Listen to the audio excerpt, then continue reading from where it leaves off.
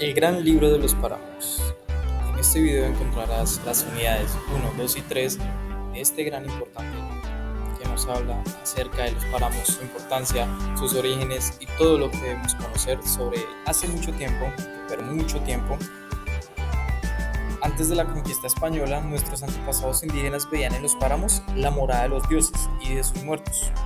Los páramos eran lugares sagrados, llenos de mitos e identidades féminas y masculinas. Allí no vivía ningún humano, eran sitios de paso. Los páramos se visitaban y se transitaban en busca de alimentos y medicinas.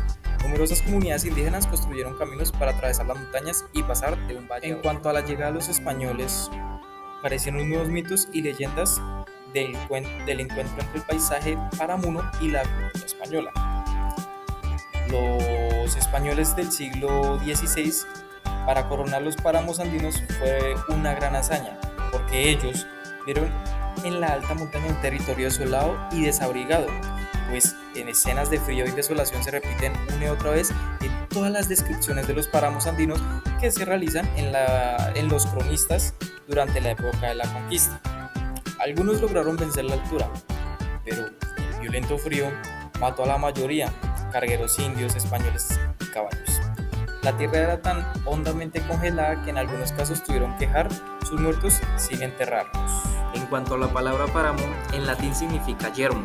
En España se denominaba paramera, a la meseta desierta de Castilla, que es una región española, comparándola con las tierras fértiles más bajas. El contraste entre las verdes selvas y las altas regiones heladas y sin árboles puede haber llevado a los españoles conquistadores a usar la palabra páramo en América del Sur. Algunos seres de la mitología indígena, como los que ven en pantalla, son Bachué, que es la madre de los muiscas; Puma, mujer que come gente, aparece en el páramo y los bosques altos. Encontramos también el fantasma Negra, que tiene forma de nube negra para vigilar las lagunas; el Trueno, vive en los cerros; la madre agua, en forma de mujer hermosa o de culebra, aparece en cauces de agua sobre las rocas; el Duende, que es una personita de manos y pies torcidos, el cual deambula por la orilla de los ríos. Entre la ciencia y el asombro, poco a poco las descripciones del paisaje paramuno realizadas por los primeros conquistadores fueron dando paso a las visiones científicas que descubrían la riqueza de los páramos. Esto se da en el virreinato a finales de la colonia y a lo largo del siglo XIX. Por su parte, Alexander von Humboldt, geógrafo naturalista y explorador del Nuevo Reino de Granada, vino de Alemania con el propósito de comparar colecciones con las del botánico José Celestino Mutis, y así describió los páramos de los Andes. Su frase fue la siguiente: un lugar donde la vegetación ya no prospera y donde el frío penetra hasta los huesos. La superficie es montañosa, congelada, hasta el punto donde no se puede resistir la vegetación. Por los caminos que atraviesan el páramo, las mulas se entierran hasta la barriga y el viajero tiene que andar por profundos y estrechos pasos entre las rocas. Es así donde nace la Real Expedición Botánica, el cual fue un viaje científico que se inició en el año de 1783 con el fin de investigar y conocer la vegetación del llamado Nuevo Reino. Esta expedición estuvo dirigida por José Celestino, quien ya había recorrido parte de la Nueva Granada, del Ecuador y de Venezuela, todo dedicado al estudio de las plantas de la región. Como resultado de la expedición se estudiaron algunas especies de la flora del páramo, como el pega-pega y el frailejón. La quinina extraída de la corteza de la quina fue utilizada como medicamento para las fiebres y fue, durante mucho tiempo, el principal tratamiento para combatir el paludismo. En imagen se observa cómo fue la ruta del viaje real de expedición botánica, en donde se tomó como guía el río o toda la cuenca del río Magdalena. Los páramos en los siglos XIX y XX. El legado principal de la Comisión Geográfica incluye mapas oficiales de Colombia hasta 1941 y bellas ilustraciones de personas, plantas, animales y paisajes de diferentes regiones colombianas, todas presididas por Agustín Codazzi, y la comisión inició en 1850, 40 años después de la independencia, con el fin de redescribir el país y sus riquezas. ¿Cómo se forman las cordilleras? Las cordilleras se forman con el choque de las placas, una se desliza debajo de la otra causando dobleces.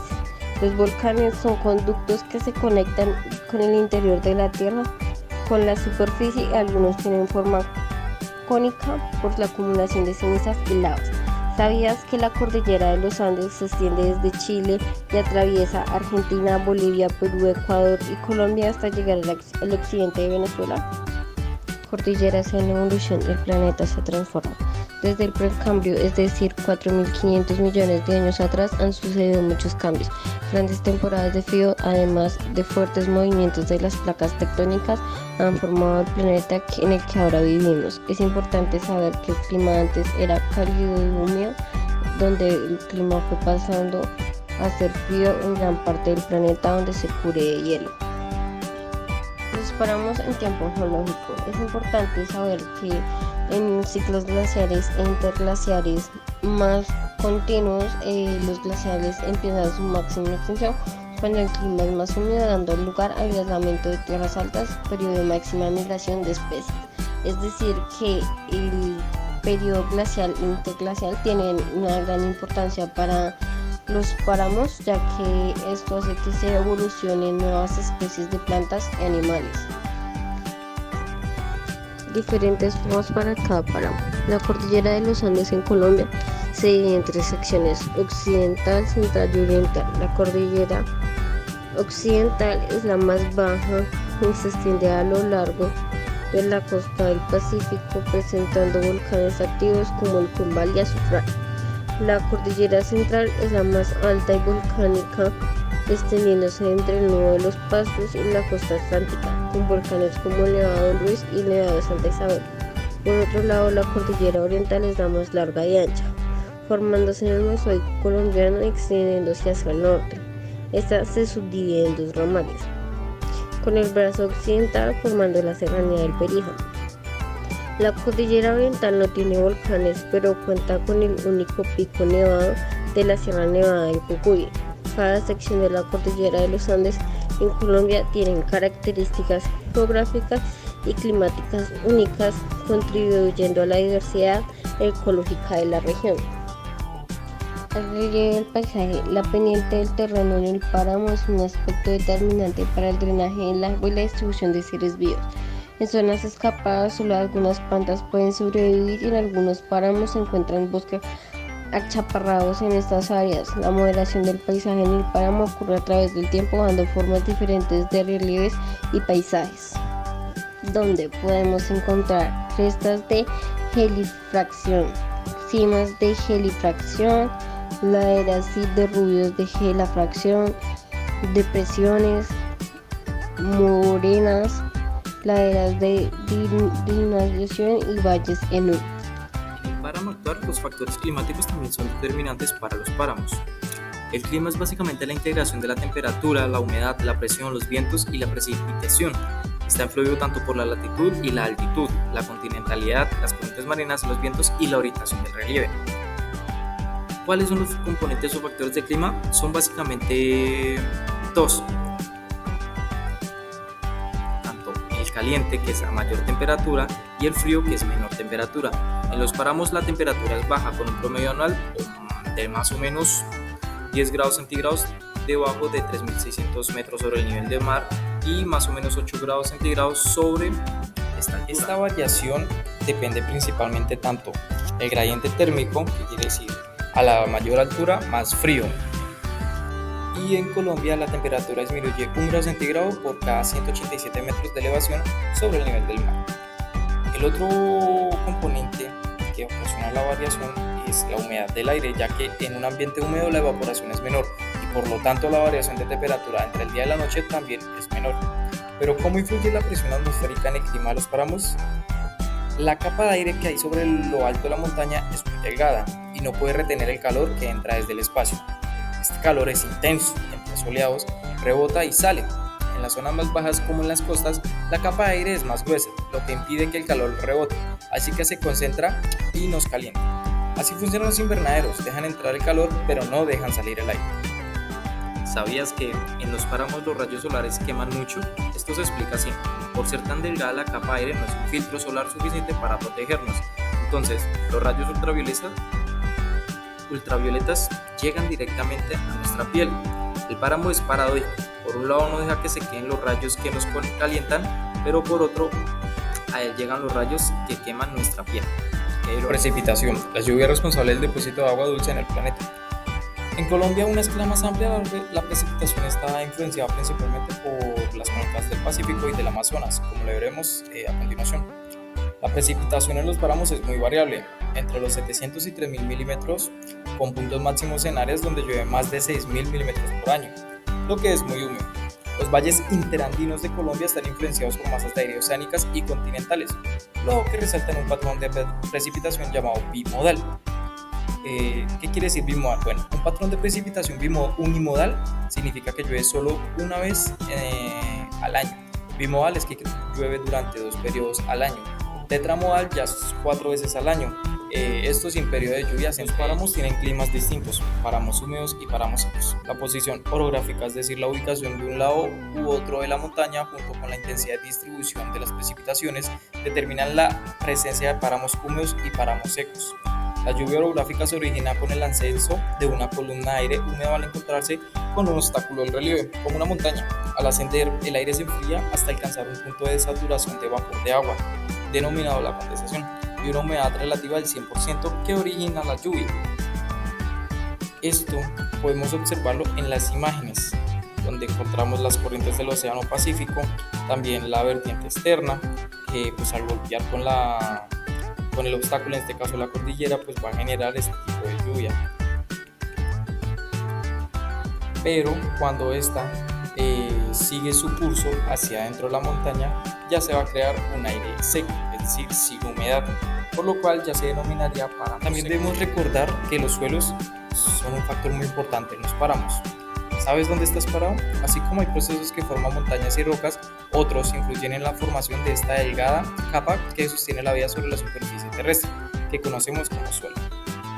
Para entender qué es el suelo, pues es básicamente una mezcla de materia mineral, materia orgánica, tanto viva o muerta, y en proceso de descomposición, agua y aire.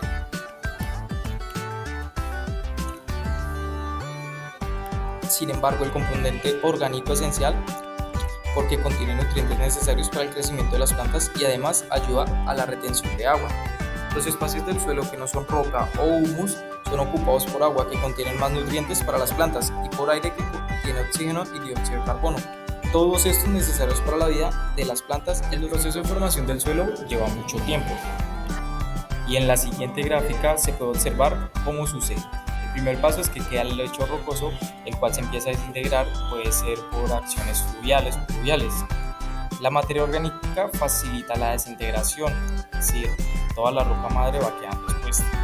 Los fragmentos minerales y la roca orgánica se comienzan a amontonar y crear lo denominado horizontes. Y el suelo desarrollado sustenta ya la vegetación densa debido pues al humus que este va generando a sí mismo y también con los nutrientes que se van almacenando capas abajo. El clima es el factor más influyente en la formación del suelo en la región paramuna. Dependiendo de las lluvias, la temperatura, la luz, la humedad y los vientos, los suelos se forman más rápido o más lento, con más o menos nutrientes disponibles para las plantas y por lo tanto el clima también determina el tipo de vida animal y vegetal presente en una zona. En cuanto a los páramos, la cantidad de agua que recibe el suelo en forma de lluvia oscila entre los 600 a 3.000 milímetros por año, a causa de las bajas temperaturas. La humedad es variable y estacional, muy húmedo en época de lluvias y muy poco húmedo en temporada de sequía. A su vez, los vientos y corrientes de agua actúan así. Los suelos están descubiertos, sin vegetación, los procesos de erosión eólica por viento e hídrica por agua son más rápidos porque disminuye la capacidad de retener materiales, mientras que si existe una cobertura vegetal, esta se encarga de impedir todo este tipo de efectos que se pueden realizar por medio de la erosión fluvial o pluvial. Aún así, hay casos en que los volcanes cercanos que expulsan mucha materia mineral en sus erupciones también colaboran con la formación de los suelos en los páramos. En estos casos se habla de suelos organovolcánicos por la mezcla de la ceniza volcánica con los de los seres vivos. Es así como encontramos la importancia de los suelos. Los suelos son el soporte para la vida vegetal y animal y humana. Sobre ellos estamos parados, allí cultivamos muchos alimentos, construimos nuestras casas, las escuelas, los caminos. Si no hubiera suelos estaríamos parados sobre rocas estériles. Esta es una representación básica de un suelo. Está la primera capa o el primer horizonte, encontraremos el humus. Después encontraríamos la arcilla, la arena, la grava y la roca madre. Esto va a depender mucho de la composición del suelo, ya que recordemos que hay muchos tipos de suelo. Esta imagen corresponde al suelo propio de los páramos, que es, como pueden observar, es muy oscuro, por lo cual quiere decir que tiene alta cantidad de MO o materia orgánica y también alta concentración de carbono. Esta es una foto del páramo de Villegas.